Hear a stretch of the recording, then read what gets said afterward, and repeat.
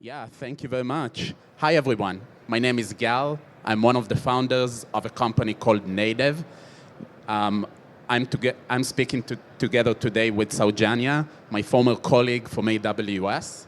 So as mentioned, I used to work for AWS up until a year and a half ago.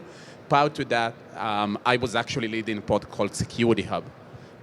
During my time at AWS, I learned that cloud providers, AWS and the other ones, offer really robust security capabilities that customers can use in order to make sure that their environment is secure by design. I've also learned that while these capabilities are strong and powerful, it's also incredibly hard for customers to make the most advantage out of those. So in today's talk, we will talk about why security by design is important, about those AWS capabilities that you can use to achieve security by design, about the steps to achieve that and define the guardrails that you would like around your environment, and finally, towards the end, about how what we do at Native makes this simple, not just at AWS, but actually rather across cloud providers. With that note, I'm going to pass it to my friend and colleague Saujanya from the AWS identity team to kick us off. Perfect. Good morning. Hope you're all having a wonderful Thursday here at reInvent. All right, so let's start with talking about a scenario that you are all probably and painfully aware of, right? Which is your security team came in and said, hey, we want to enforce encryption on all of my EBS volumes, right? And your security team did a scan and identified about 1,000 unencrypted volumes, right? And here begins what I call a remediation treadmill, right? So what happens? You reach out to all of the resource owners, try to find out who created them, why were they unencrypted, and then go through the painstaking process of encrypting each of these volumes, and then also creating an exception list if you have a legacy application that forces you to keep the volume unencrypted, and then spend months together to encrypt all of these 1,000 volumes. And then you celebrate your success. Hey, you are done with meeting your security control. And then run another scan and discover now you have 500 more after 6 months. So it's a never-ending cycle, right? And that's the nature of detective controls or a detective approach. It's always reactive. You wait for things to happen and spend expensive resources and time identifying, detecting these gaps and remediating it. And what's furthermore concerned is your organization is at risk while you're trying to detect and remediate this. So how about we flip this and move from a detective approach to a preventative approach? You put in a policy saying that going forward, no new EBS volumes would remain unencrypted in your organization, right? So this is the premise of secure by design, where you are shifting from a reactive approach to a preventative approach, right? So this magically doesn't remediate all the existing unencrypted volumes. You still have to clean them up once, but instead of all your security team spending months of time performing the same repetitive cleanup job, they spend a few hours enforcing a preventative control and then and your security control remains intact, right? So a combination, this is the whole foundation of secure by design, as I mentioned, right? And then you repeat this process, not just for EBS. You move it to EFS, to S3, to KMS, and all the other AWS resources where you want to enforce encryption by default, right? So this secure by design approach is not just applicable for configuration of your AWS resources, right? This is furthermore or much beyond configuration. It could be applied to cloud footprint management. Where do you want your AWS resources? What regions do you want your users accessing your AWS resources in, right? So this prevents shadow IT creation. It could help you enforce your data residency requirements, right? And then we also can apply the same philosophy to external access management. Do you have partners? Do you have secure third-party integrations? And you want to enforce your security controls and requirements for each of these external access patterns. Similarly, moving beyond the configuration, we at AWS have a framework called data perimeters, which we will be discussing in a couple of slides. So when you're enforcing your security controls beyond configuration, data perimeter comes into picture. And then you have privileged actions, right? You may have privileged actions like deletion of databases, making sure that your security services are not tampered with. And you want to enforce and put preventative controls for each of these domains. So by implementing secure by design in each of these domains, you're not just preventing and meeting one single security control. You're creating a secure architecture across your domains, right?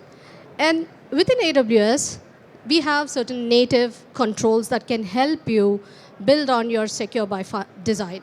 The first one is service control policies, SCPs. I'm sure many of you are familiar with this.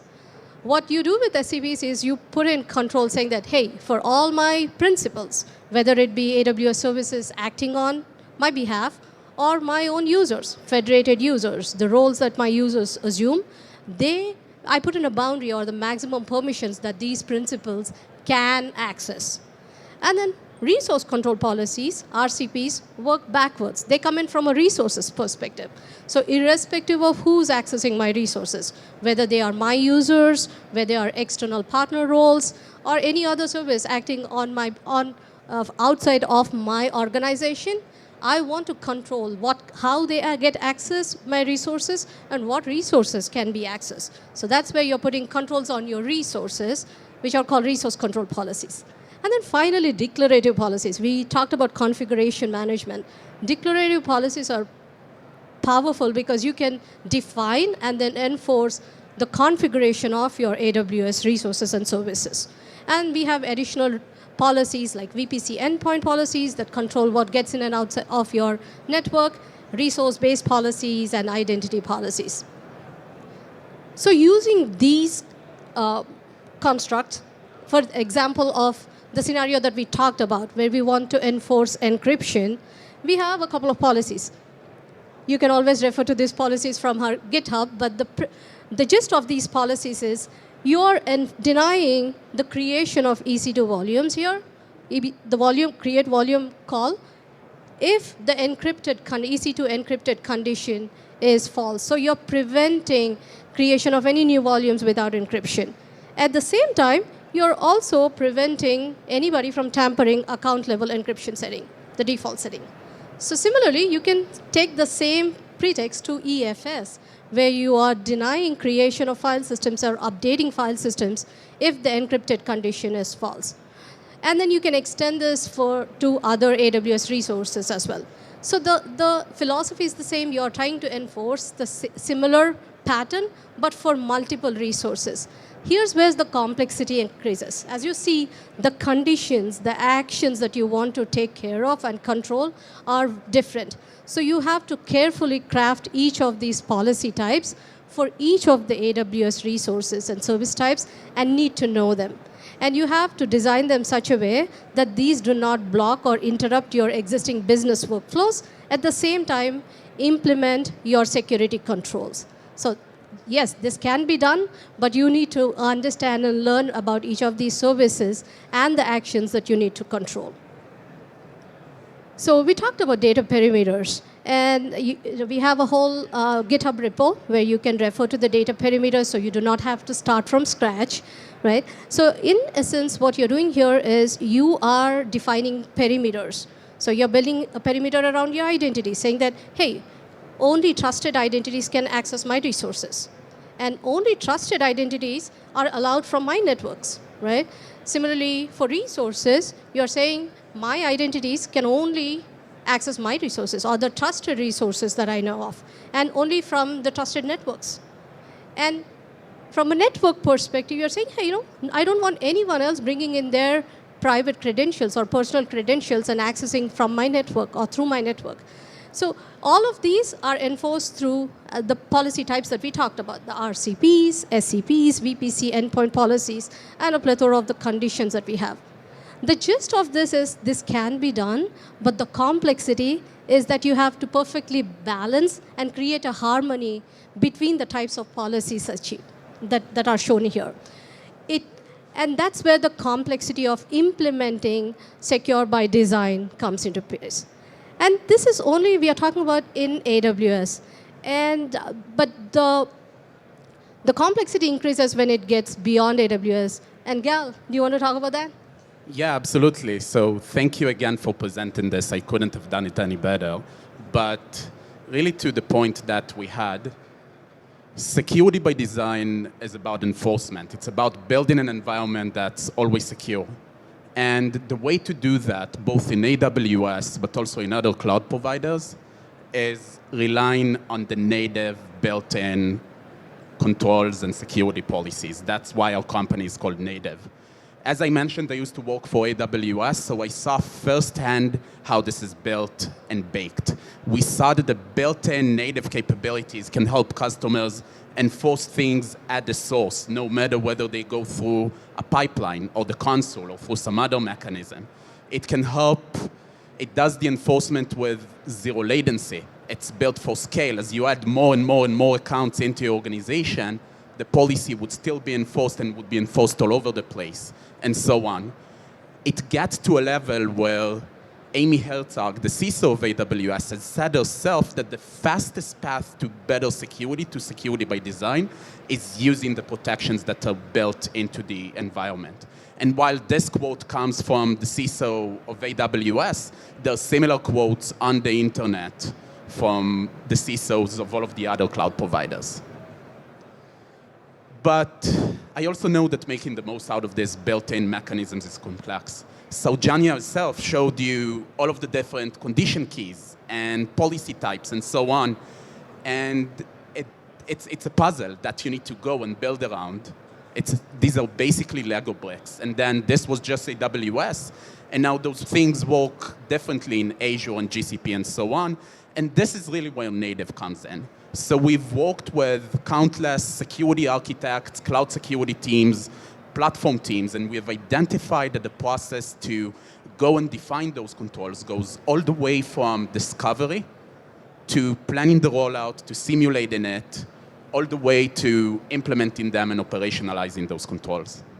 So you start with discovery, the effective policy, what's currently at stake, talking about security outcomes and translating that. You move to planning. What do I actually want to enforce? How do I want to enforce that? What's the rollout? You then go on to the simulation. How is this going to impact my resources? It goes on to implementation. Just perimeter policies, network perimeter policies on AWS can be 30+ policy statements. We go and do the translation for you, not just into those two SCPs that Saujanya showed earlier, but rather to many more and different types of policies, and go all the way into giving you the implementation instructions and the rollout and so on and so forth. And finally, operationalizing. What's the effect of the policy, exception requests, and so on and so forth.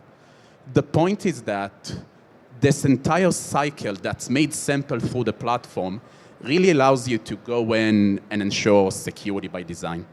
It allows you, to my point from earlier on, be secure the source itself. Build, operate environments that are secure by design. It allows you to unify your governance policies and your governance processes and manage policies across different cloud providers from a single location. So if you're AWS experts, but you also have Azure and GCP, you don't need to become experts in those clouds. You can just take your existing policies, hit a button, they would be enforced, or vice versa. It gives you the end-to-end operationalization capabilities. What has been blocked by the policy, exceptions management, drift, many more. And it gives you adaptive coverage. Cloud providers, I know this, I worked for AWS. They launch consistent updates to the platform, new APIs, new capabilities. We go in and provide those updates as things are being updated, as your cloud changes, as your business needs evolve. We allow you to quickly adapt. With that, I hope that was a clear introduction into why security by design is important, why it is hard, but also how we can be of help.